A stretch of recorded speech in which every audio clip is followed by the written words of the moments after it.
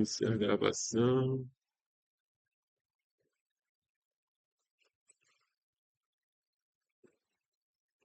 Então vamos à sexta aula de Hidrodinâmica Básica 2. Hoje nós vamos falar de vibração induzida por vórtices, tá? Nós já discutimos isso aí, lá no princípio aí da disciplina. Eu mostrei essa figura aí, e nós vimos que para número de Reynolds, a grosso modo, para número de Reynolds menor do que 5, no escoamento ao redor de um cilindro, você não tem descolamento da camada limite, tá? Não tem descolamento. Incrível, né?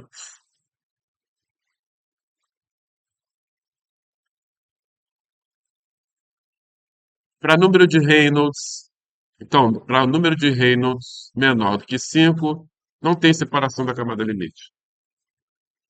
Agora, observe que número de Reynolds é a razão entre a força de inércia e as forças viscosas. Então, isso significa que as forças viscosas são bastante altas, né? Elas superam as forças de inércia, né? E o resultado disso é que você não tem separação da camada limite. Então, parece até um escoamento potencial, né? Parece até um escoamento potencial. Para número de Reynolds entre 5 e 40, ocorre a separação da camada limite, separação laminar, tá? Com a formação de uma região de recirculação aqui no bordo de fuga, né? São dois vórtices aqui no bordo de fuga, tá legal? À medida que você vai aumentando o número de Reynolds, se você ultrapassar 40, esses vórtices eles vão crescer muito, tá? Eles se tornam estáveis. Então, para número de Reynolds maior do que 40, eles se desprendem e começam a ser emitidos ciclicamente, né? Ciclicamente. Então, um vórtice em cima, outro vórtice embaixo, e assim por diante, gerando uma força, uma distribuição de pressão sobre o cilindro, uma distribuição assimétrica, tá? E dá origem a uma força de sustentação oscilatória, tá? Então, isso aí vai, a grosso modo, entre 40 e 150, tá? Ou seja, dessa puxa, você tem a emissão de vórtices, tá? E todo escoamento é laminar, tanto na esteira como sobre o corpo, a camada limite sobre o corpo. Para número de Reynolds entre 150 e 300, a transição ocorre em algum ponto ajusante do cilindro, atrás do cilindro. Tá legal? Então, camada limite laminar, esteira inicialmente laminar, em algum ponto ela transita para turbulência e a esteira se torna turbulenta. Isso vai de 150 a 300. À medida que você vai aumentando o número de Reynolds até 300, essa transição ela vai se aproximando do cilindro, entendeu? Ela vai se aproximando, chegou em 300 aproximadamente, toda a esteira turbulenta, embora a camada limite seja laminar. De 300, isso acontece de 300 a 3 vezes 10 a quinta. 3 vezes 10 a quinta, tá? Toda a esteira turbulenta, tá? E a camada limite laminar. Acima de 3 vezes 10 a quinta, ocorre a transição da camada limite sobre o corpo, tá? Ocorre a transição nessa faixa aqui, de 3 vezes 10 a quinta a 3,5 vezes 10 a quinta. Ocorre a transição, tá? Da camada limite. Beleza? E segundo essa referência aqui, né, nessa faixa de número de Reynolds, tá? A emissão de vórtices cessa, aparentemente ela cessa.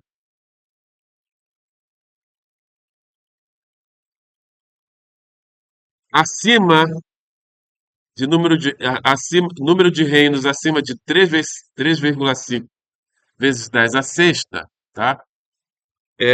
Começa novamente a emissão dos vórtices, tá? Começa novamente, você identifica a emissão dos vórtices nessa faixa aí, tá? Beleza? Ou seja, a partir daqui, ó, todo escoamento é turbulento, tá? Todo escoamento é turbulento, tanto na esteira como sobre a camada limite, tá? E como eu falei para vocês, a camada limite turbulenta, ela é mais energizada do que a camada limite laminar, ela consegue penetrar com mais facilidade o gradiente de pressão adversa, diminuindo a região descolada. Tá? Então, diminui. Quando a camada limite sob o corpo se torna turbulenta, ocorre uma redução da região separada, né? E com isso uma diminuição, uma queda brusca do número do arrasto, porque o arrasto de pressão diminui, tá? Caindo assim o arrasto total. Legal. Isso aí nós vimos aí, né? Nós discutimos isso aí. Bom, essa emissão cíclica de vórtice, como eu falei para vocês, dá origem a uma distribuição de pressão assimétrica ao redor do cilindro, né? E com isso aparece uma força de sustentação oscilatória, tá? Que é aproximadamente senoidal. É aproximadamente senoidal, tá? Ela é aproximadamente senoidal.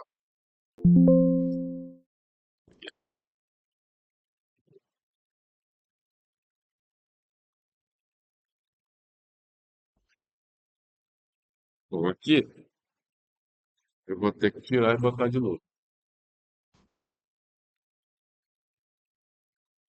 Beleza. Então, é, no caso dos escoamentos fixos, aliás, no caso do cilindro fixo, tá? Essa força de sustentação oscilatória, ela é aproximadamente senoidal, tá? Eu diria que é senoidal, né? Ela é senoidal. Então, nós podemos representar essa força como sendo isso aqui é a pressão dinâmica, né? Ou pressão dinâmica. Isso aqui é a pressão dinâmica, né? É meio de rho U ao quadrado, vezes a área de referência, que é a área frontal do cilindro, vezes o coeficiente de tentação. Esse CL aqui é a amplitude, tá? A amplitude do coeficiente de tentação. Então, na verdade, o coeficiente de tentação está oscilando da forma CL sendo de ômega t, onde ômega é a frequência de emissão de vórtice, tá? Bom, nós vamos analisar a vibração induzida por vórtice no cilindro elasticamente apoiado, né? E conectado também ao amortecedor, tá? Você tem um amortecedor de razão de amortecimento zeta, o cilindro tem massa m e a mola, constante de mola é K, tá? Então você tem essa força de excitação, né? É uma excitação hidrodinâmica, né? Por causa da emissão de vórtice. A equação do movimento vai ser dada por isso aqui, m y2 ponto asterisco. Esse asterisco aí significa que a variável é dimensional, tá? M y2 ponto asterisco mais c, que é o coeficiente de amortecimento, y ponto asterisco mais k, que é a constante da mola, vezes y asterisco, igual a força de tentação, que é meio de ρ U ao quadrado, dl, que é a área de referência, né? Para o cilindro de comprimento L, cilindro de escoamento bidimensional também, tá? E L seno de ômega t é o coeficiente de tentação, tá? Oscilatório. Dividindo tudo pela massa, vamos dividir todo mundo pela massa, e aí você vai chegar a essa equação aqui, que y, dois pontos asterisco, mais c sobre m, y ponto asterisco, mais k sobre m, y asterisco igual a ρ U ao quadrado dl CL dividido por 2m seno de ômega t. Beleza? Alguém não entendeu o que foi feito até agora? Convu, beleza? Lembrando a definição de razão de amortecimento zeta, que é o coeficiente de amortecimento dividido pelo amortecimento crítico, né, que é 2m ômega n, onde ômega n é a frequência natural, né, do sistema, massa móvel, tá? M asterisco é a razão de massa, né, que é a massa adimensionalizada pela massa deslocada, legal. Ômega n é a frequência natural do sistema massa móvel, raiz quadrada de K sobre M. Velocidade reduzida é a velocidade de escoamento adimensionalizada pela frequência natural, vezes o diâmetro. O y, que é a variável adimensional, vai ser o y asterisco adimensionalizado por d, e o tempo adimensional vai ser o tempo dimensional adimensionalizado pela velocidade de escoamento pelo diâmetro. Então, levando isso aqui em consideração, né, você pode reescrever a equação do movimento nessa forma aqui, tá? Y dois pontos, agora o Y é adimensional, tá? Y dois pontos mais 4π zeta dividido pela velocidade reduzida vezes Y ponto, mais 4π ao quadrado dividido pela velocidade reduzida ao quadrado vezes Y, igual a 2CL dividido por πm asterisco, seno de ômega t, onde m asterisco é a razão de massa, tá? Beleza? Alguma dúvida?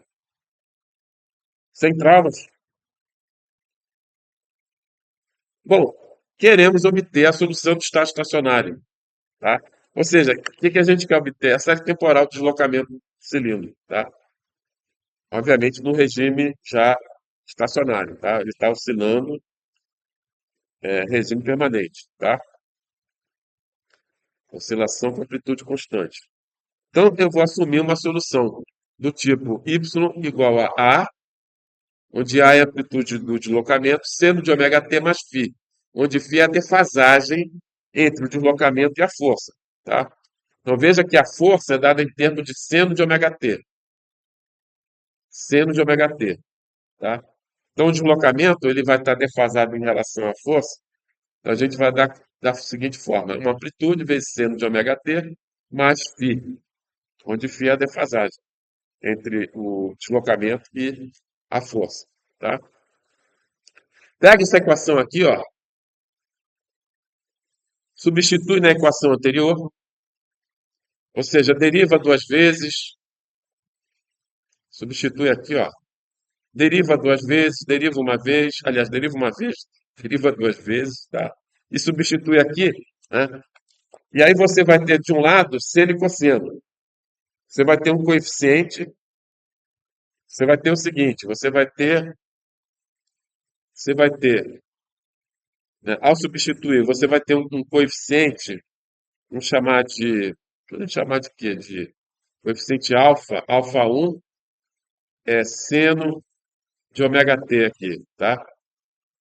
Mais um coeficiente alfa 2 cosseno de ômega t, igual a 2CL sobre π m asterisco seno de ômega t, tá? Entendeu? Onde alfa1 e alfa2 vai ser dado em termos dos coeficientes da equação, tá? E também em relação ao seno da defasagem, seno de φ, tá legal? E aí você iguala alfa1 a 2CL π m asterisco e alfa2 igual a zero. Que você tem seno e cosseno do lado esquerdo, você só tem seno do lado direito, tá? Então, o alfa1 daqui, você vai tirar aqui o alfa1 vai ser igual a 2CL sobre π m asterisco, né? E o alfa2 vai ser igual a zero, tá? Ou seja, alfa1 é uma expressão, o alfa2 também. E aí você vai ter duas equações, duas incógnitas. Para o A, para determinar a amplitude do deslocamento e para determinar a defasagem φ. Entendeu? Entenderam, Matheus? Isso aí? E aí você vai chegar aqui, ó. Você vai chegar a uma expressão para a amplitude e para a tangente do φ, tá? Ou seja, A sobre D, que é a amplitude adimensionalizada pelo diâmetro, vai ser igual a velocidade reduzida ao quadrado, dividido por 2π ao cubo m asterisco, CL, dividido por raiz quadrada de 1 menos ômega sobre ômega n ao quadrado, tudo isso ao quadrado mais 2 zeta vezes ômega sobre ômega n ao quadrado, beleza? E o tangente de φ vai ser igual a 2 zeta ômega ômega n, dividido por ômega 2 menos ômega n ao quadrado, tá? Então, veja bem, à medida que você vai aumentando a velocidade reduzida, o que vai acontecer? A frequência de emissão, ela vai aumentando, tá? A frequência de emissão de vórtices, ela vai aumentando. Enquanto o ômega é menor do que a frequência natural, tá? Esse tangente de φ, ele vai ser negativo, né? Ele vai ser negativo. Você vai ter um tangente de φ negativo, que o ômega Para velocidade reduzida a 2, você tem uma frequência que é menor do que a frequência natural. À medida que você vai aumentando a velocidade reduzida, a frequência de emissão de votos vai aumentando, né? E aí o tangente de φ vai ser negativo, porque ômega é menor do que ômega n. Quando você ultrapassa a velocidade natural, a frequência natural, melhor dizendo, tá? O que que acontece com o ângulo de fase? Ele tem uma descontinuidade, ele sofre uma descontinuidade, tá? Ele sofre uma descontinuidade, ele vai de negativo para positivo, descontinuamente, tá? Eu vou mostrar para vocês isso aí posteriormente. Beleza? Onde que A sobre D vai ser máximo? Quando é que A sobre D vai ser máximo?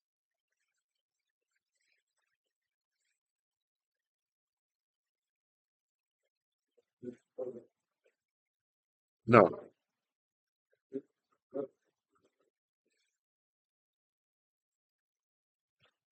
Fala alto, fala alto.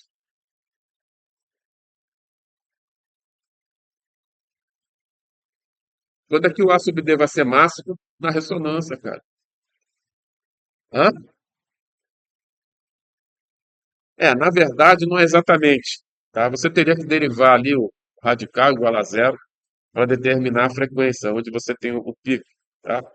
Mas isso é próximo à frequência natural do sistema massa-mola, sem o amortecimento. Tá legal? É porque aqui você tem o amortecimento, por isso que vai ser diferente.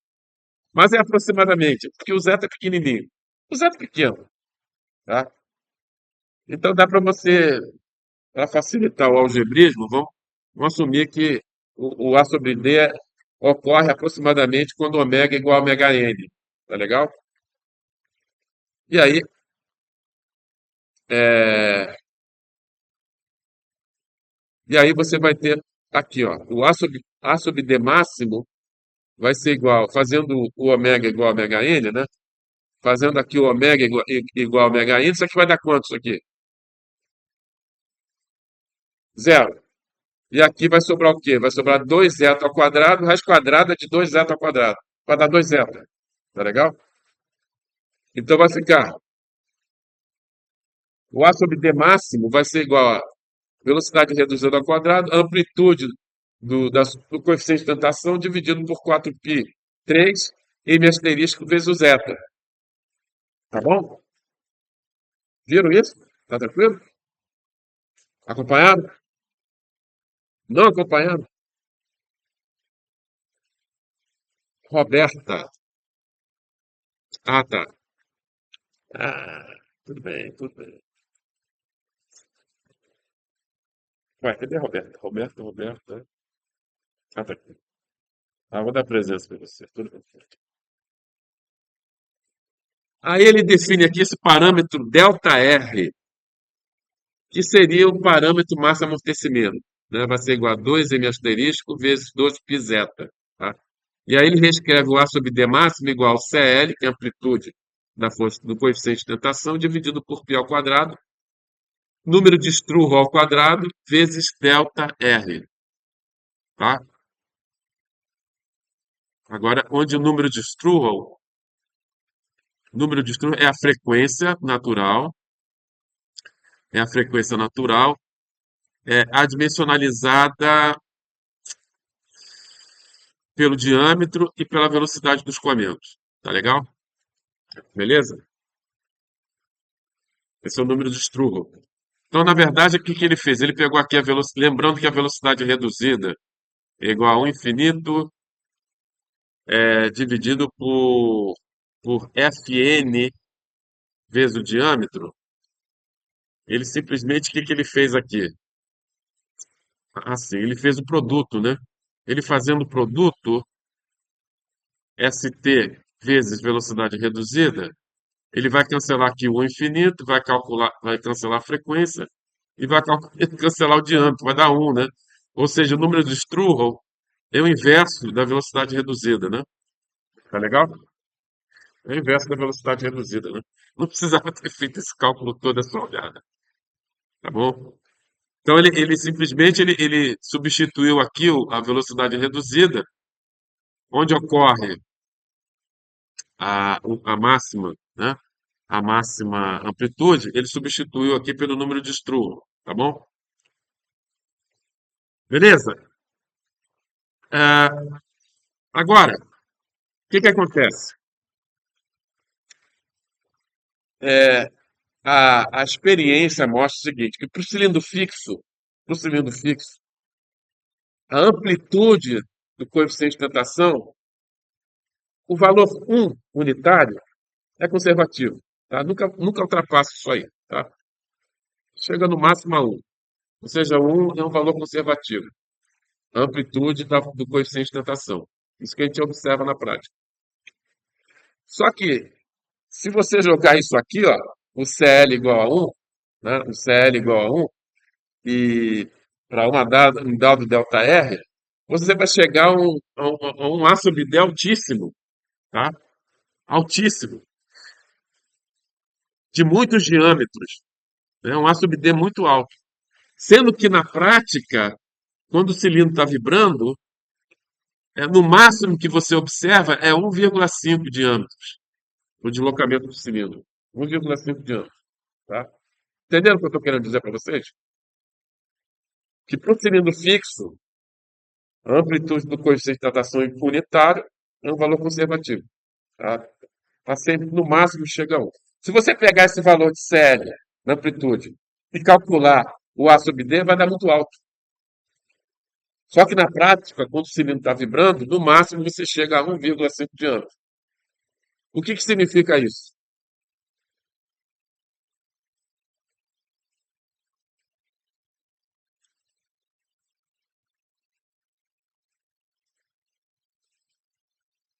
Significa que quando o cilindro está oscilando, ele altera o CL. O CL não vai chegar, entendeu? Porque existe uma interação não linear fluido-estrutura, tá? E aí quando o cilindro começa a vibrar, o CL não vai ser igual ao do cilindro fixo, entendeu? Ele vai alterar e não vai atingir nunca um valor próximo de 1, tá? É por isso que na prática a gente observa simplesmente, no máximo, 1,5 diâmetros, a amplitude de oscilação do cilindro, no VIV, tá? Entendeu? Que o movimento do cilindro altera do CL máximo. E aí, o Blevis e Burton, Richard Burton, ó, modelo de Blevis e Burton, ele te dá aqui o CL, obviamente que isso aí foi obtido através de experimentos, né? Ele apresenta, né, sugere uma relação do CL com amplitude, entendeu? Viu? Tentando modelar aí a variação do CL com amplitude, né? Tá certo? E daí, o que que ele faz? Ele pega esse CL aqui, substitui aqui e ele obtém uma equação de segundo grau para A sobre D, tá? Viram isso? Ele pegou o modelo de Blevis, ele pegou o modelo de Blevis, que é esse aqui de cima, esse aqui é o modelo de Blevis, tá? Blevis e Burton. E agora ele pegou essa expressão que nós obtivemos anteriormente, né, para a máxima amplitude de oscilação, e substituiu o CL aqui, ó. Substituiu o CL aqui, viu? E aí você vai chegar a uma equação de segundo grau para A sobre D, que resolvendo ele plotou aqui, ó. Ele plotou aqui o A sobre D, aqui no eixo Y você tem o A sobre D, amplitude, né? A sobre D, e aqui você tem o parâmetro massa-amortecimento, né? Então veja como varia o A sobre D em função do parâmetro massa-amortecimento. Para massa-amortecimento muito pequenininho, ele chegou aqui em torno de 1, tá? À medida que você vai aumentando, por exemplo, para um L sobre D igual a 50, que obviamente que isso aí é bastante influenciado pelo comprimento do cilindro. Então você tem aqui várias curvas, né? De L sobre D 50, 25, 10, 5. Dá para você perceber a diferença das curvas, considerando um cilindro mais pequeno e um cilindro maior, tá? Então, para L sobre D50, melhor dizendo, para L sobre D10, né, ele comparou aqui, né, esse resultado, né, para o A sub D. Veja que o A sub D, à medida que você vai aumentando a razão massa amortecimento, né, o A sub D ele diminui, né? E quando você está aumentando o parâmetro massa amortecimento, por exemplo, você pode conseguir isso aumentando a razão de amortecimento, tá? Então, quando você aumenta, o que que acontece na ressonância quando você aumenta a razão de amortecimento? O pico máximo diminui. Você não viu isso em física, não? Ressonância? Hã? Na física, física clássica, você deve ter visto isso. Não? Então, se você aumentar a razão de amortecimento, a amplitude de ressonância ela cai, diminui. É o que está retratado aqui, nesse resultado aqui do modelo de Bleves, tá? Bleves e Burton. E olha aqui que o resultado experimental do Scruton, olha o nome do cara, Scruton, nome bonito, né? Carrinhos 10 a quinta, bateu legal aqui, ó. O resultado do Scruton com o modelo de Bleves e Burton, tá? Viram isso? Então, você pode utilizar esse modelo de Bleves para estudar a ressonância, né? Mas existem outros modelos, tá? Tem um modelo aí bastante utilizado que o pessoal usa, é o Wake Oscillator, tá? E aí ele tem equação diferencial, tem duas equações diferenciais para determinar o A sub D, sabe? Nenhum deles funciona direito, tá? Nenhum deles funciona direito. É um modelozinho aí que o pessoal usa bastante, mas eu acho meio acochambrado, de qualquer forma, tá? Eu acho que a solução para isso é numérica, tá? Você resolver as equações de Navier-Stokes para determinar a curva de ressonância, né? Então, por exemplo, aqui você tem as equações de Navier-Stokes incompressíveis, né? Você tem aqui a equação da continuidade, equação da quantidade de movimento na direção x, equação da quantidade de movimento na direção y. Temos aqui a equação do movimento. A força é calculada através da integração da distribuição de pressão na superfície do cilindro e da tensão cisalhante também na superfície do cilindro. Você consegue determinar a força de sustentação oscilatória devido à vibração induzida por vórtice, tá? Essas equações em cálculo numérico em CFD, você sempre deve trabalhar na forma dimensional, né? Então, adimensionalizando as equações do Navier-Stokes, você chega aqui à forma dimensional, onde já aparece aqui o número de Reynolds automaticamente. Quando você adimensionaliza as equações de Navier-Stokes, o número de Reynolds aparece naturalmente, tá?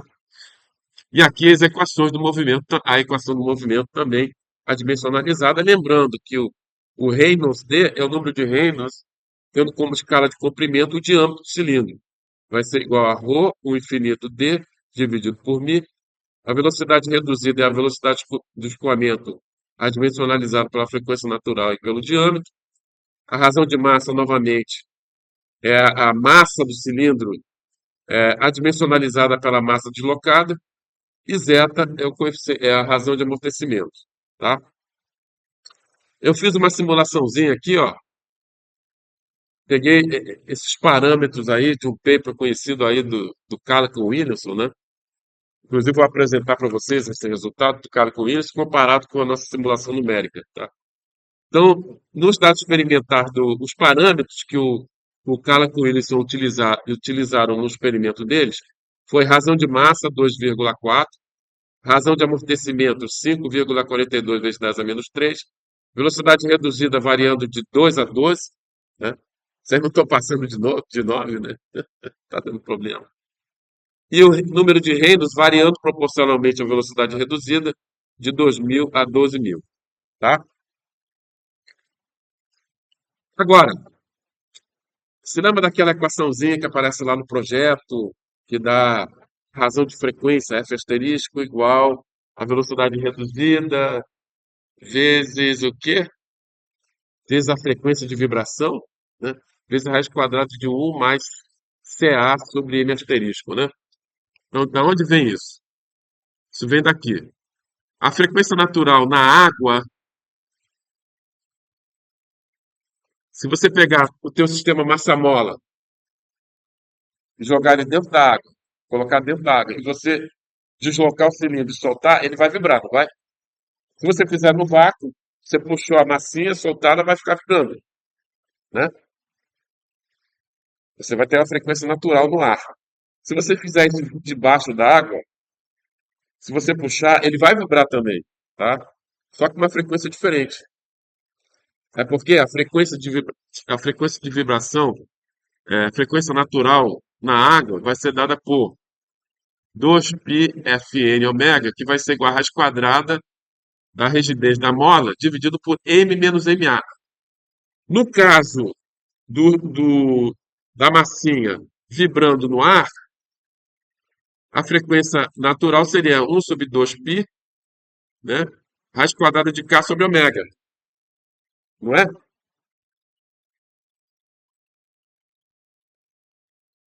Vibração física. Como é que é? O negócio ali é mecânica 2, mecânica 2. Você não sabia disso? A frequência natural? Você não sabe calcular a frequência natural de vibração? Então, na água, a frequência natural na água vai ser igual a 1 sobre 2π, raiz quadrada de K sobre N mais NA, tá? E no ar, ou no vácuo, a frequência natural vai ser igual a 1 sobre 2π, raiz quadrada de K sobre N. Por que é diferente no ar e na água? Por causa da massa adicional, tá? Por causa da massa adicional. Quando você faz esse teste submerso, tá? Tudo se passa como se a massa do cilindro fosse aumentada, a massa do corpo fosse aumentada de uma massa adicional. Eu vou mostrar para vocês mais adiante, tá? Então, no caso submerso, você tem esse efeito de massa adicional. Tudo se passa como se a massa do corpo fosse m mais a massa hidrodinâmica. Eu vou mostrar futuramente como é que a gente calcula isso, tá? Entendeu? Então, dividindo uma equação pela outra agora, dividindo a frequência natural no ar pela frequência natural na água, isso vai dar raiz quadrada de 1 mais massa adicional dividido pela massa do cilindro, tá? Concorda? Que a frequência natural no ar vai ser igual a 1 sobre 2π, raiz quadrada de K sobre M. Isso aqui dividido por Fn water, isso aqui vai ficar dividido por 1 sobre 2π, raiz quadrada de K sobre M mais Ma, tá? Isso aqui vai dar o quê? O 2π aqui você corta, o K dá para cortar. Isso aqui vai ser raiz quadrada de M mais Ma dividido por M. Ou seja, isso vai ser igual a 1 mais Ma dividido por M.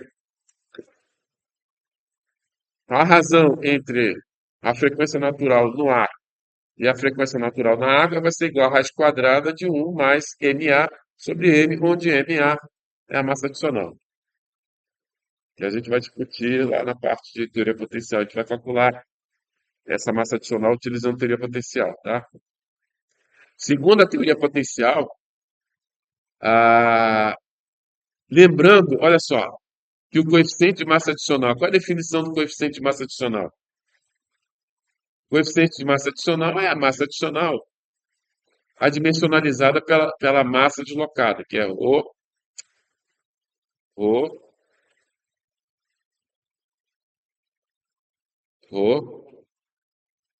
vezes a área do cilindro, π d2 sobre 4, né, a área da seção transversal, vezes o comprimento, vai te dar o volume, né?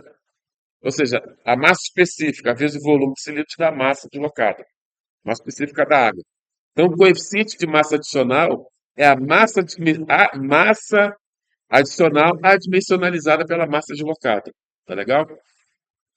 Então, daqui você tem que MA vai ser igual a ρ π d2 sobre 4 vezes L vezes o coeficiente de massa adicional. Tá? Que, segundo a teoria potencial, que a gente vai ver mais adiante, esse coeficiente de massa adicional do cilindro é 1. Tá? Beleza? Então, vou pegar todo mundo aqui, ó. Vou pegar todo mundo aqui e vou dividir pela massa deslocada, tá? Que é isso aqui, massa deslocada, tá bom? Então, dividindo a massa adicional pela massa deslocada, eu vou obter o quê? Coeficiente de massa adicional. Dividindo a massa do cilindro pela massa deslocada, você tem a razão de massa. Então, a razão entre a frequência natural no ar pela frequência natural na água vai ser igual a raiz quadrada de 1 mais o coeficiente de massa adicional dividido pela razão de massa. Tá? Beleza? Entenderam alguma dúvida? Alguma dúvida? Dúvidas?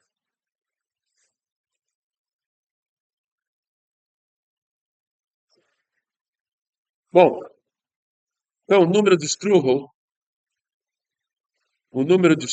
é a frequência de emissão de vórtice adimensionalizada pelo diâmetro e pela velocidade de escoamento. A velocidade reduzida é igual à velocidade de escoamento adimensionalizada pela frequência natural no ar e o diâmetro. Multiplicando um pelo outro, sendo que naquele caso, que o produto deu 1, é porque a frequência de vibração era a frequência natural na ressonância, lembra disso? Que nós fizemos, nós aproximamos o ômega igual a ômega n, ou seja, o F igual a Fn. Por isso que lá o produto deu 1. Né?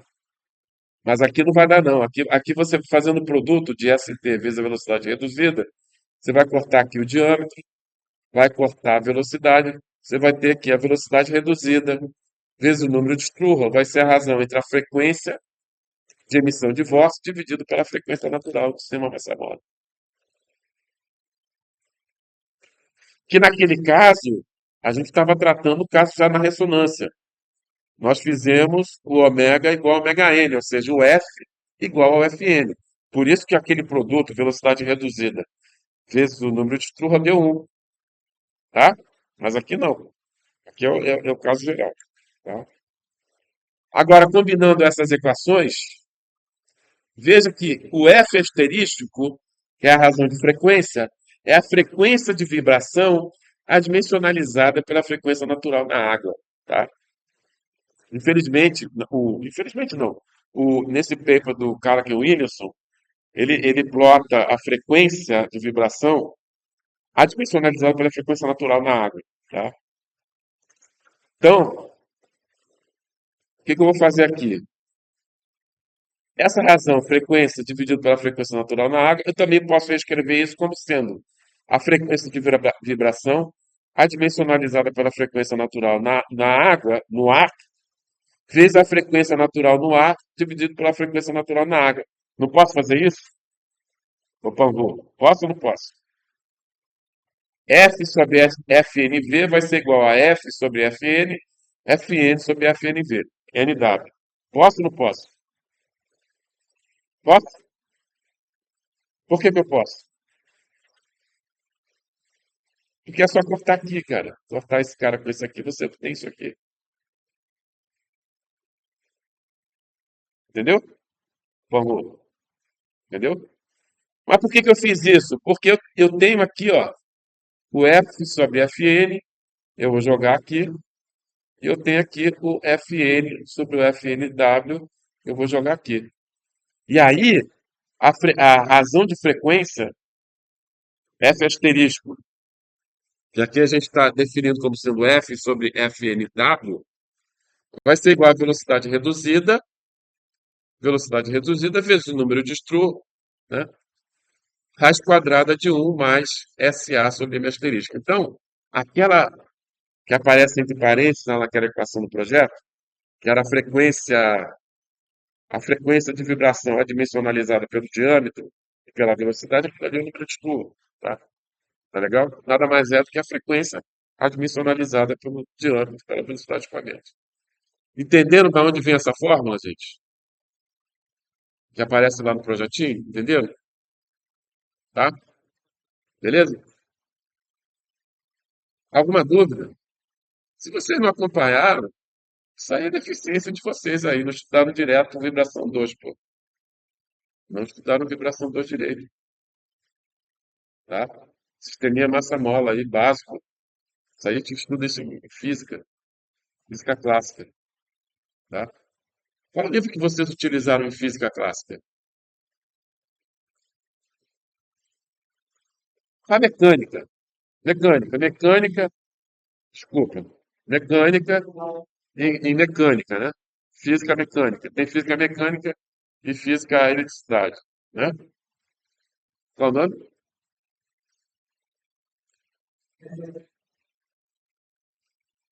Ah, tá. Com certeza lá tem sistema massa-mola. Com certeza tem. Eu tenho certeza que vocês estudaram isso lá na física, tá? Beleza?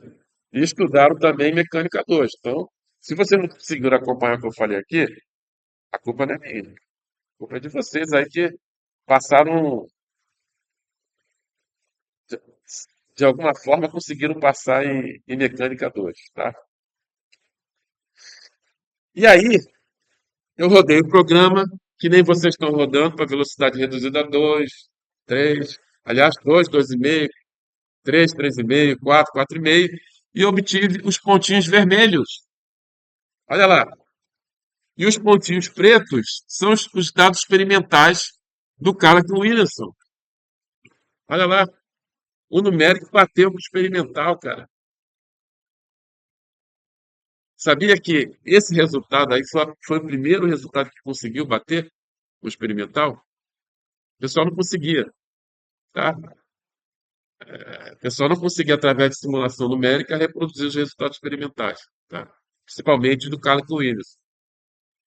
No máximo, ele chegava a 0,6, a máxima amplitude, 0,6. E eu te digo, é porque eu consegui porque eu usei o esquema TVD, que é o que vocês estão usando aí. Depois eu vou explicar, falar um pouquinho mais em métodos matemáticos. Quem fez métodos matemáticos, eu falei sobre esquemas TVD, tá?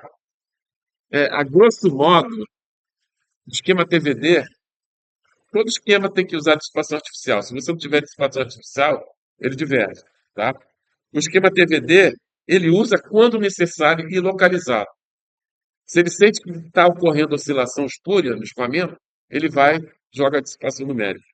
Então, na verdade, o TVD ele está trabalhando com Lax-Wendorf, que é um esquema centrado de segunda ordem, com o Apuin, quando 9 Apuins, que é um esquema de primeira ordem Apuins, entendeu?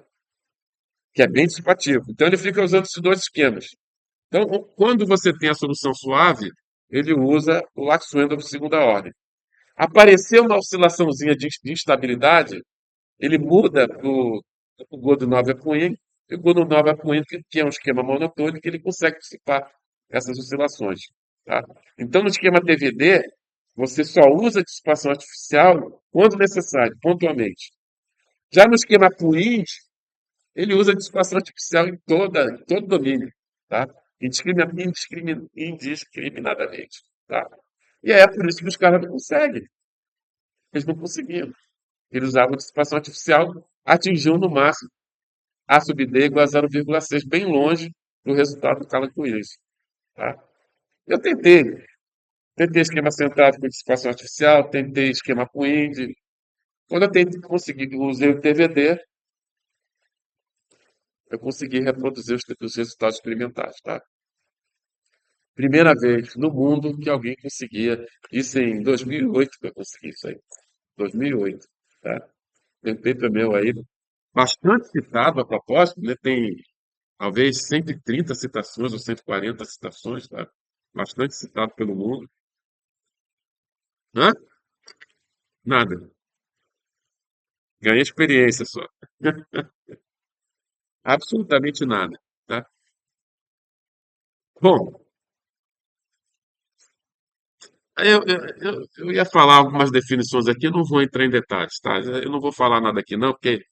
É, deixa pra lá. Não vou entrar em detalhes disso aqui. Isso aqui é a frequência, razão de frequência, é o F asterisco aqui, ó. Tá vendo? Aqui você tem o F asterisco no eixo Y, você tem o F asterisco, né? Que é a frequência de vibração adimensionalizada pela frequência natural na água. E aqui você tem a velocidade reduzida. Olha aqui. E aqui essa linha preta aqui é a frequência de emissão de voz do cilindro fixo, tá? Ela vai assim, ó. É uma reta. Tá legal? Então veja que inicialmente você tem uma frequência, você tem duas frequências. De acordo com os resultados experimentais, aí, por exemplo, a velocidade reduzida aqui, ó, você tem duas frequências, ó. Os resultados experimentais mostram uma frequência aqui e uma frequênciazinha aqui em cima. Como é que ele determinou essas duas frequências? Provavelmente com transformada de Fourier. Ele pegou a série temporal do deslocamento, calculou a transformada de Fourier, chegou lá e achou dois picos no domínio da frequência, tá? E aí ele calculou o F asterisco e botou aqui. Então veja que aqui, ó, você tem duas frequências, tem uma frequência aqui e tem uma outra frequência aqui. Tem uma frequência que segue a frequência de emissão de voz do cilindro fixo e outra frequência que é aproximadamente igual à frequência de ressonância, a frequência natural do sistema massa-mola, entendeu? Então, na verdade, você está capturando ali, naqueles dois picos, uma é a frequência natural e a outra é a frequência de emissão de voz, tá? E aí, para uma determinada velocidade reduzida, ocorre o que a gente chama de lock-in. Lock-in. Lock-in. Tá? Significa isso? Que você aumenta a velocidade reduzida e a frequência fica constante. Ou seja, constante e igual à frequência natural. Constante e igual à frequência natural. Ou seja, ele está vibrando, o cilindro lá está vibrando com a frequência natural. Para um intervalo de velocidade reduzida. Ou seja, não foi só um ponto. Foi no intervalo. Quando ele passou lá na frequência natural, a frequência de emissão de voz ela é capturada pela frequência natural num intervalo de velocidade reduzida. Tá? Isso vai até em torno aqui de velocidade reduzida 10, aquela que você não está conseguindo rodar. Tá? E aí cessa o lock-in, né? Ele passa a também capturar duas frequências. A frequência próxima à frequência de cilindro fixo e continua também capturando aqui a frequência natural. Então, ali onde ocorre o lock-in, provavelmente, quando você calcula a transformada de Fourier, você só vai ter um pico, que é a frequência natural. Antes, você vai ter dois picos. O menor vai ser a frequência de emissão de voz e a maior vai ser a frequência natural. Depois que ele sai do lock-in, também você vai ter dois picos. O menor vai ser a frequência natural e o maior vai ser a frequência de vibração ou emissão de voz. Tá? Viram a riqueza? E aqui, o ângulo de fase, o ângulo de defasagem entre o deslocamento e a força. Tá? Veja que para velocidade reduzida pequenininho, isso está próximo de zero. Né? Está próximo de zero. Tá? Está próximo de zero. Quando você chega próximo, quando a velocidade reduzida é tal que a frequência de vibração coincide com a frequência natural, ocorre um salto no ângulo de fase e ele fica em torno de 180. Tá vendo que ele está em torno de 180? Ele sai de aproximadamente zero e pula para aproximadamente 180. Tá? Tá legal? Beleza? Vira a beleza da coisa? Bom, aqui eu apresento para vocês aqui, ó. é, Aqui você tem o A sobre D, aqui você tem a velocidade reduzida, você tem três resultados. O quadradinho preto é do Carl Williamson. O quadradinho vermelho é Vanderlei 2008, que sou eu. E o quadradinho azul é ah, usando esse programa de vocês aí para razão de amortecimento 0,24, tá? Então observe que aqui, no caso do quadradinho vermelho, a razão de amortecimento era 5,43 vezes 10 a menos 3, tá? O vermelhinho, tá? Olha aqui, ó. O vermelhinho, Vanderlei 2008. O Zeta, 5,42 vezes 10 a menos 3, que é o mesmo do Carlos Williamson. Mas o quadradinho azul, o Zeta era 0,26, né? Que é o 0,24 do gerador, mais 0,02 do sistema massa-mola, tá?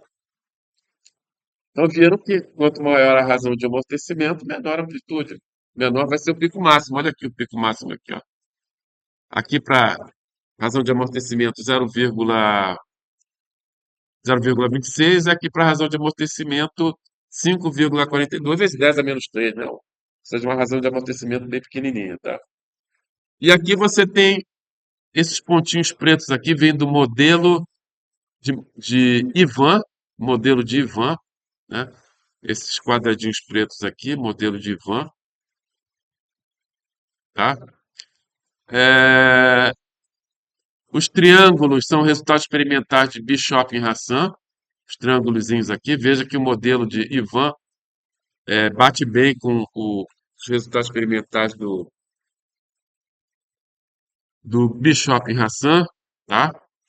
O quadradinho preto aqui é Callaghan Williamson, tá vendo aqui o Callaghan Williamson aqui também, chega perto aqui do modelo de Ivan, tá? E aqui o vermelhinho é o meu resultado, né?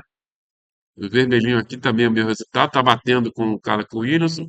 E esse azulzinho foi obtido aqui para razão de amortecimento 0,26, tá? Está bem próximo, né? Está bem próximo do modelo de Ivan e dos resultados experimentais aqui do Bishop e Hassan, tá? Então o CFD funciona, tá? Embora, né, é, a gente esteja trabalhando com as equações promediadas de Reynolds, com algum modelo de turbulência, né? E isso aí não é legal, tá legal? Quer dizer, e aí está embutido a hipótese de Bucinesc, né? Que assume que a turbulência é isotrópica, está errado, tá? E aí você, para calcular a viscosidade turbulenta que aparece lá na hipótese de Bucinesc, você usa um modelo de turbulência que não são derivados a partir dos princípios fundamentais, né, da física, né? Nem conservação de massa, nem quantidade de movimento de energia. Que o cara faz? O cara põe termo convectivo, termo difusivo, produção de turbulência, dissipação de turbulência, ajusta os coeficientes lá para bater com algum resultado experimental. Aí, quando você testa para outro resultado experimental, a coisa já não bate. Tá? Então, o modelo de turbulência, quer dizer, hipótese cinética é o primeiro nível de acostumbração. O modelo de turbulência é o segundo nível de acostumbração. Mas, até que a gente conseguiu um resultado bom, né?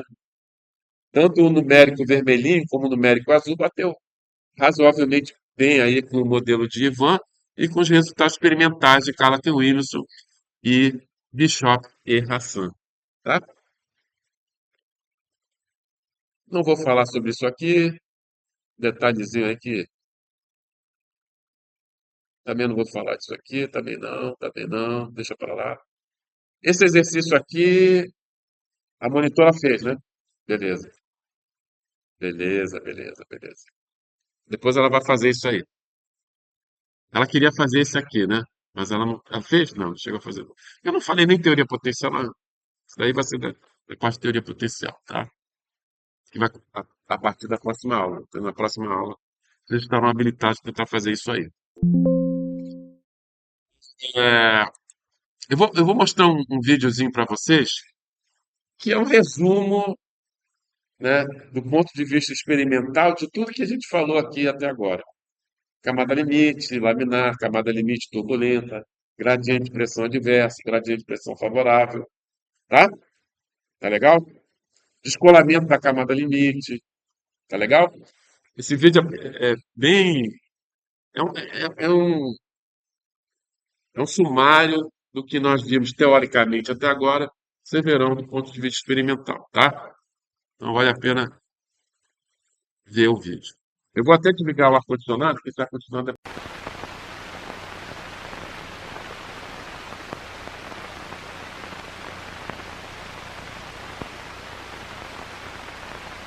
Apaga a luz aí, por favor. O pessoal dormir. This drawing, derived from potential flow theory, shows how the streamlines around a combination of a flat plate and a cylinder would look if fluids did not have viscosity. When a real fluid, water, flows around the same shape, the flow is quite different. Boundary layers, thin layers of fluid in which viscosity affects the flow dynamics, are formed along the surfaces of the object. The behavior of these boundary layers under the influence of pressure gradients can, in some cases, drastically alter the flow.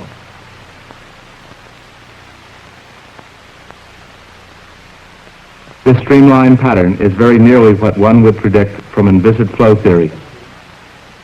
Because the Reynolds number is large, influences of viscosity are confined to a narrow region close to the surface of the wing. The primary effect of viscosity is simply to create a drag force on the wing through the integrated effect of surface shear stress. As the angle of attack is increased, viscous effects become more pronounced. Pressure gradients imposed on the boundary layers become more severe, and separation occurs on the upper surface. Now the airfoil is stalled. A region of recirculating flow is formed over the upper surface of the wing.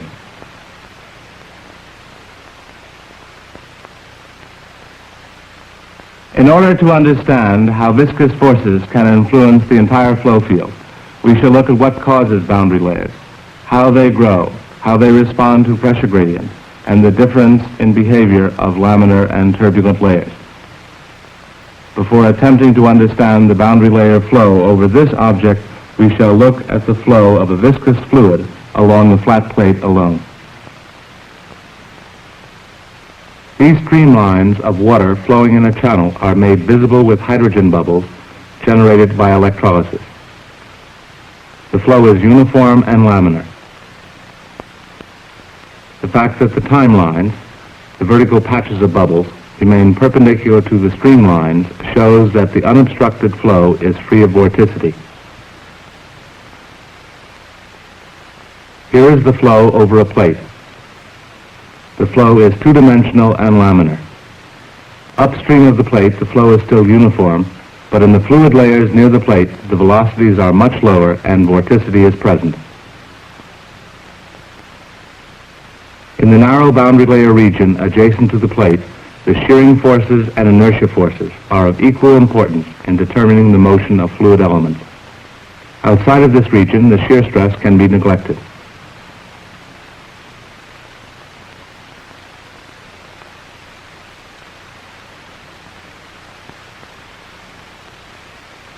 The thickness of the boundary layer increases along the length of the plate. Fluid deceleration is transferred from one fluid layer to another by viscosity.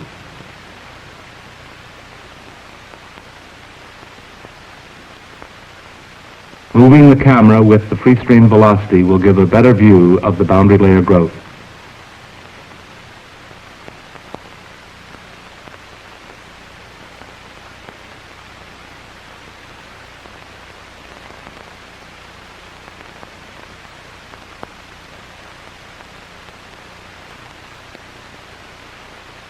The velocity throughout the boundary layer is less than that in the free stream.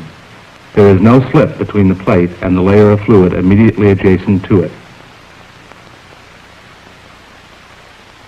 At the plate, the relative velocity is zero. This is the no-slip boundary condition of viscous flow. The displacement of the bubbles corresponds closely to the velocity profile in the boundary layer. The thickness of a boundary layer is sometimes defined as the distance delta from the surface to where the velocity u reaches some fixed percentage of the free stream value. For our purpose, we will use 95% of the free stream velocity to define the thickness of our boundary layer.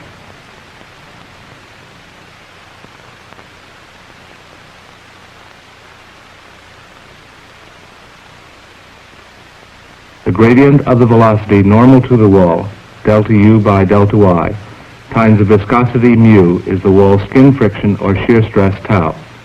The greater the velocity gradient normal to the wall, the greater the shear stress.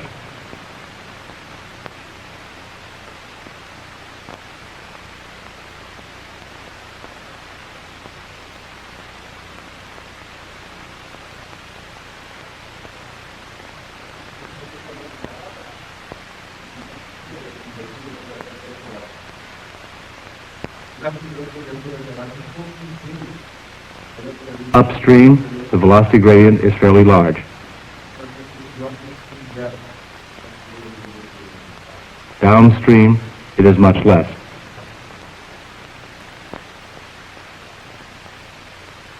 This composite photograph compares the two velocity profiles.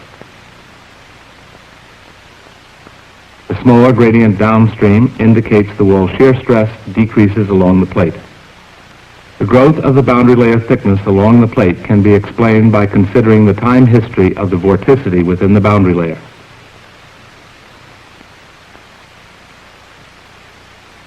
Stokes' theorem states that the area integral of the vorticity omega, bounded by a closed contour, is equal to the line integral of the velocity around the bounding contour.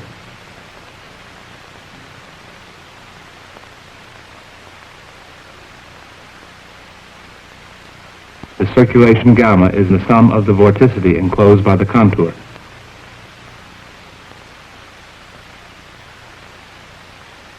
The contour at the upstream station is a unit length along the plate and is more than a boundary layer thickness in height.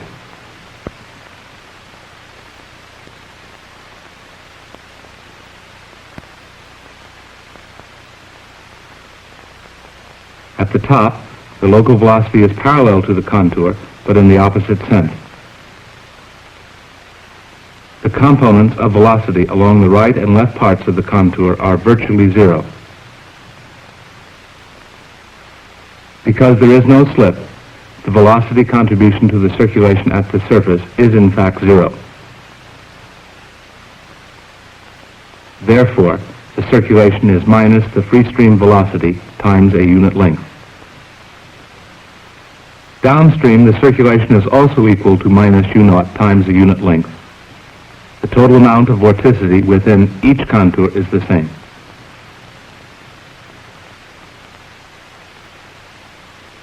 Because there is no vorticity upstream of the plate, and because the circulation per unit length along it is constant, we conclude that all of the vorticity in its length.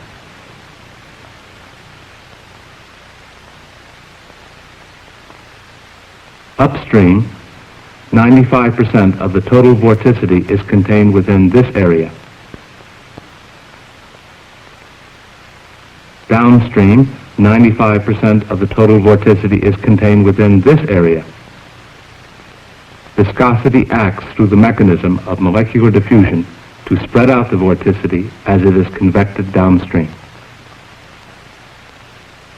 The local boundary layer thickness is a measure of the distance vorticity has diffused away from the plate.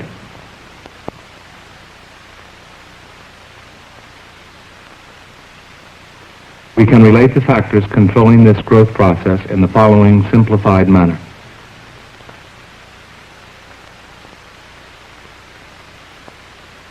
The diffusion length delta increases as the square root of the product of the kinematic viscosity nu and the time of diffusion t. At a distance L from the leading edge, the diffusion time is proportional to L divided by the free stream velocity u naught. We combine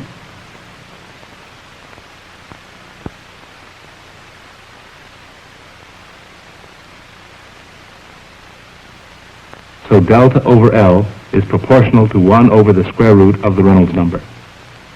This relationship is valid only at high Reynolds numbers when delta is small compared to L. Increasing the flow velocity will decrease the boundary layer thickness at any given station along the plate.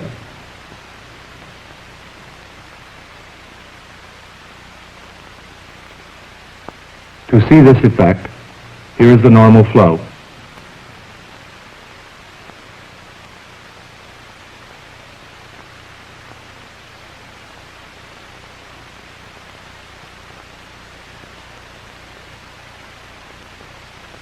we will speed up the flow.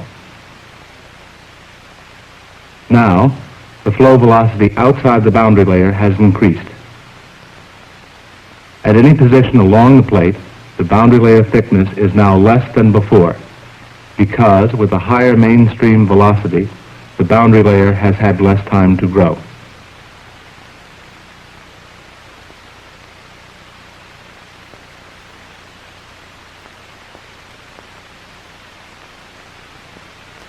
We have seen the behavior of two-dimensional boundary layers on a flat plate in a uniform velocity field. So far, the pressure gradients in the flow direction have been negligibly small. However, in most flow situations, there are regions of decreasing pressure and regions of increasing pressure in the flow direction. We will examine these two flow situations separately. First, the case of a decreasing pressure or favorable pressure gradient in the flow direction. We will use this 2-to-1 flow contraction and watch the boundary layer along the flat side.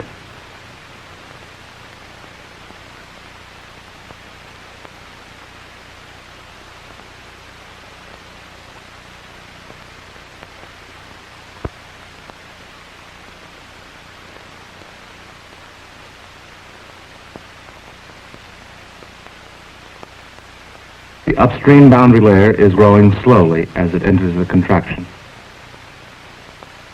After the contraction, the boundary layer is thinner. Note that the distance from the wall to the streamline downstream is about half what it is upstream, because the two-dimensional flow contracts 2-to-1.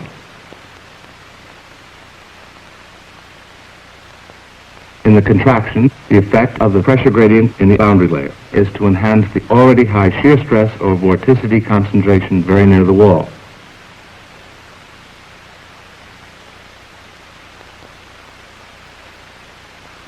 It is as though a new boundary layer were being generated within the old.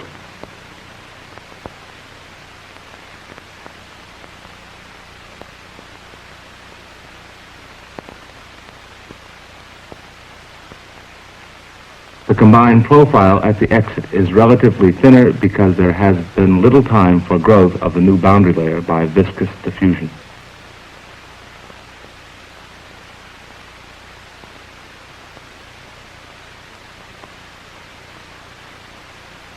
Using vorticity arguments, we can see that the vorticity added to the boundary layer by the contraction has had little time to diffuse. So downstream, a larger percentage of the total vorticity is nearer the wall. This results in a relatively thinner boundary layer and higher wall shear stress.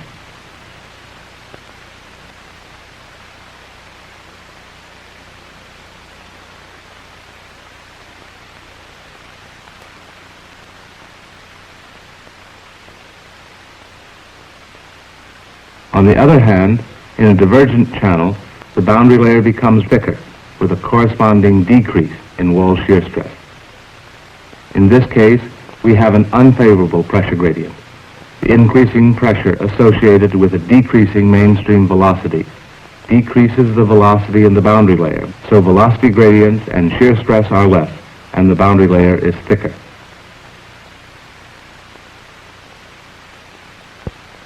At a larger angle, the decrease in velocity is so great that somewhere along the wall, the velocity gradient normal to it becomes zero, accompanied by a local reversal of flow immediately downstream of the point. The fluid, which was in the upstream boundary layer, is no longer in contact with the wall and is separated from it by a region of reversed or recirculating flow. The boundary layer is said to have separated.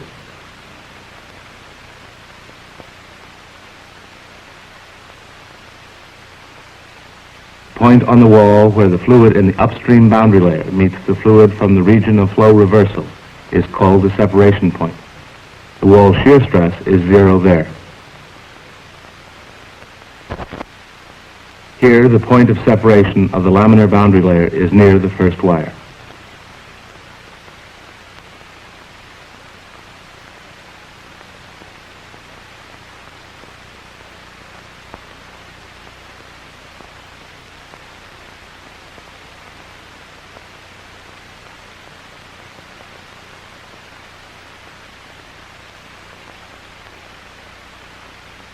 boundary layers we have seen so far have all been laminar.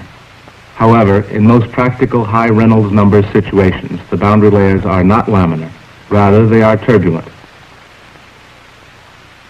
Flow along a cylinder filmed with a high-speed camera can show the stages in the transition of the boundary layer from a laminar one to a turbulent one.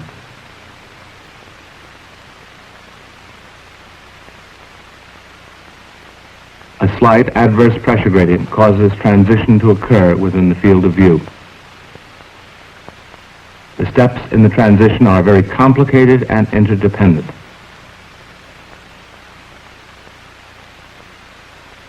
Of nearly two-dimensional waves, the Thomaine-Schlichting waves, followed by the appearance and growth of three-dimensional disturbances associated with streamwise vorticity. Then turbulent spots can be seen. And finally, fully turbulent flow appears.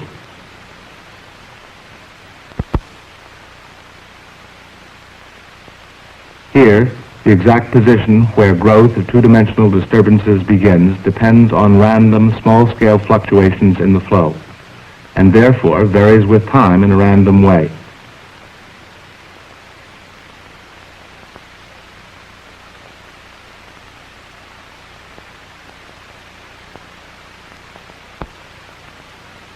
This boundary layer around a channel bend is made turbulent by placing an obstruction in the layer upstream. The obstruction stimulates the naturally occurring processes and hastens the onset of transition.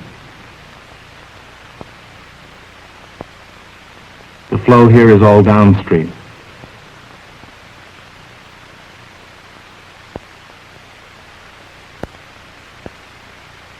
Removing the trip rod results in separation and backflow. Bubbles accumulate at the separation point.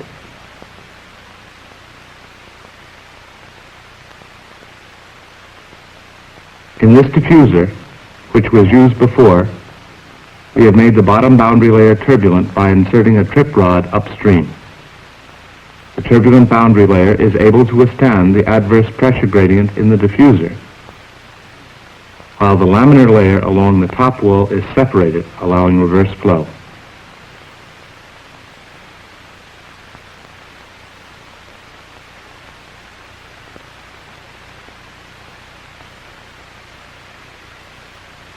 These timelines show that in the turbulent boundary layer, there is no separation.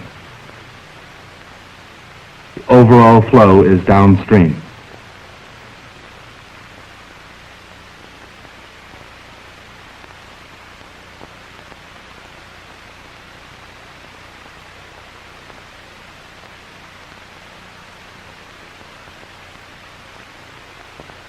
To see why a turbulent boundary layer can withstand a larger unfavorable pressure gradient without separating, we shall again examine the flow along a flat plate.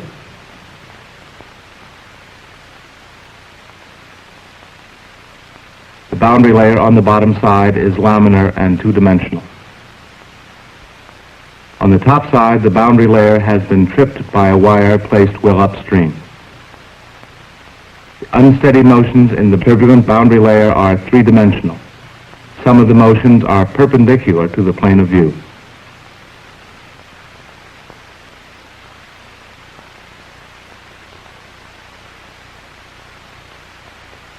These timelines correspond closely to the instantaneous velocity profiles for the two types of boundary layers.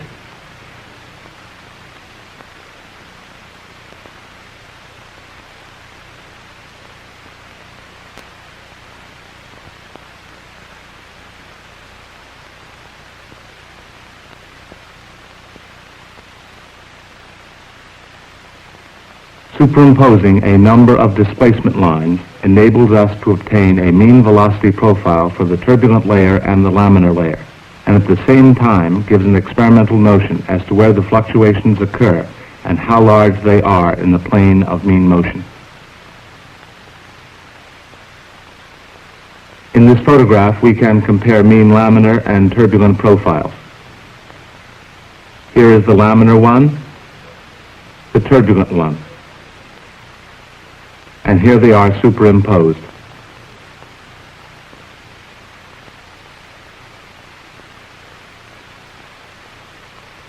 The velocity gradient normal to the plate is larger for the turbulent layer, and it therefore has a larger wall shear stress or drag.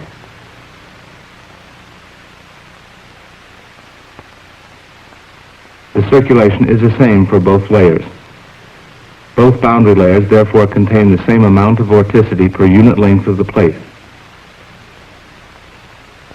However, the distribution of vorticity in the two layers is very different. There is more vorticity near the plate in the turbulent layer. The distribution of momentum in the two layers is also different.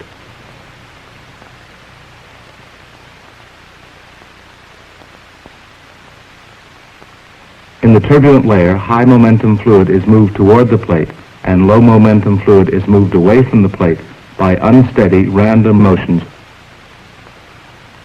There are larger shear stresses and more momentum in the turbulent boundary layer than in the laminar layer, and the turbulent boundary layer is slightly thicker. In the diffuser, the turbulent boundary layer along the bottom wall does not separate, while the laminar one does, because the three-dimensional interchange between regions of high and low momentum fluid in the turbulent layer is more effective than the molecular diffusion in the laminar layer.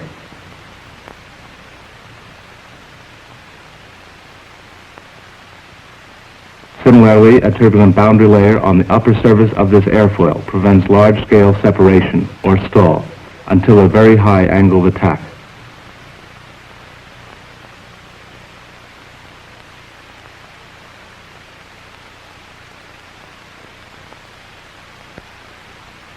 The blades along this wing are called vortex generators.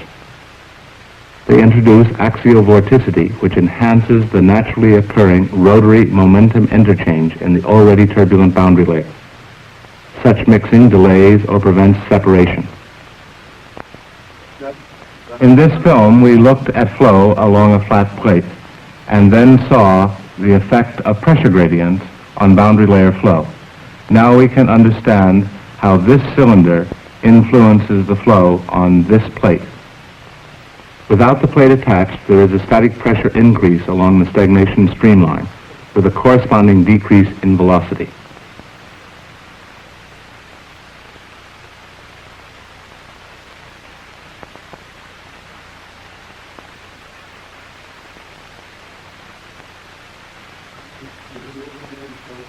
When the plate is attached, a positive pressure gradient is imposed along the plate in the flow direction.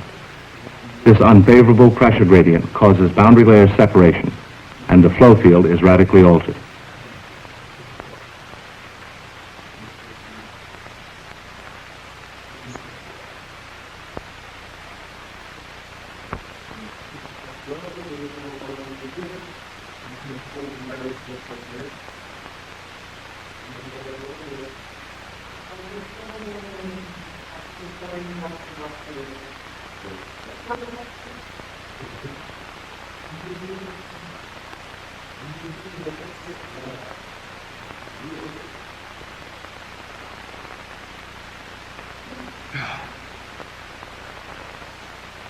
Ó, a questão tá aí dentro, hein?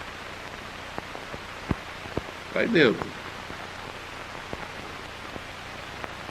Eu sei que esse som aí tá horroroso, tá? Então chega em casa, assiste a aula que no finalzinho vai estar isso gravado, tá? Que aí o som fica melhor. Tem lá, tem lá. Vou passar outro vídeo aqui falando sobre o professor Bernitza. O professor Bernitza vai falar aqui, tá? Que é o cara do gerador de energia desse projetinho que vocês estão fazendo. A abordagem numérica dele é experimental, né? The water that covers 70% of the Earth holds vast stores of energy. It flows continuously, but in most places too slowly for modern technology to harness its power. That could change soon, thanks to an invention by University of Michigan researchers. Their machine is called Vivace, and it can tap into the energy locked in slow-moving ocean and river currents. The vast majority of currents around the world are slower than 3 knots. Vivace greatly expands our ability to harness energy from slow currents, even as slow as 1 knot. There's no other technology that can go into such a slow flow and harness the energy. Vivace is a new concept in hydrokinetic energy. It doesn't depend on turbines, tides, waves, or dams, and it's believed to be more environmentally friendly. It actually imitates the swim strategy of a school of fish. The concept works like this. It plops a cylinder into the water across the direction of the current. The cylinder causes the water flowing around it to form into vertical whirlpools that alternate above and below the cylinder. The whirlpools push or pull on the cylinder, causing it to bounce up and down in what are called vortex-induced vibrations. It's these vortex-induced vibrations, this up and down motion, that the machine captures. Vivace finds a benefit of vortex-induced vibrations, but the powerful phenomenon is typically not kind to man-made structures. Back in November of 1940, the Tacoma Narrows Bridge got into torsional vibration, and in a matter of hours the bridge collapsed. So in all disciplines of engineering, naval, marine, offshore, nuclear, aerospace engineering, civil engineering, we try to suppress vortex-induced vibrations. And at some point it dawned on me that maybe what we can do, instead of suppressing VIV, enhance VIV, work in a totally different domain of vortex-induced vibrations, and then try to harness the energy. But as we started studying this phenomenon and moving really from the general idea of man-made structures into the water environment, we started realizing that fish use a lot of the same technology. They basically curve their bodies, they collect a large vortex on the curved side, they straighten their bodies, shed that vortex, collect one on the other side, and they basically glide between these vortices. So when you go to an aquarium and you see schools of fish going in contact formation, what happens, every fish is gliding between vortices generated by a fish ahead of them. And it's a very efficient way of propelling themselves. Marine renewable energy has its advantages and disadvantages. The big advantage is that it's abundant and it's everywhere. The vast majority of the energy that Earth collects from the sun is absorbed by water. So we need technology that's new, environmentally friendly to harness this energy. And that's where Vivace comes in. It looks exotic to humans because we live in air and all we see around us is lifty surfaces like airplane wings, bird wings, sailboats, windmills. But if we put ourselves in water, then the picture is totally different. Anything that moves in a dense fluid, from tiny sperm to huge whales, is basically a bluff body with a tail. So to fish and marine life, this is the natural thing. This technology is being commercialized through Professor Brunitsa's company, Vortex Hydroenergy. A pilot project in the Detroit River is in its early stages. For the University of Michigan News Service and the College of Engineering, I'm Nicole Cassell-Moore.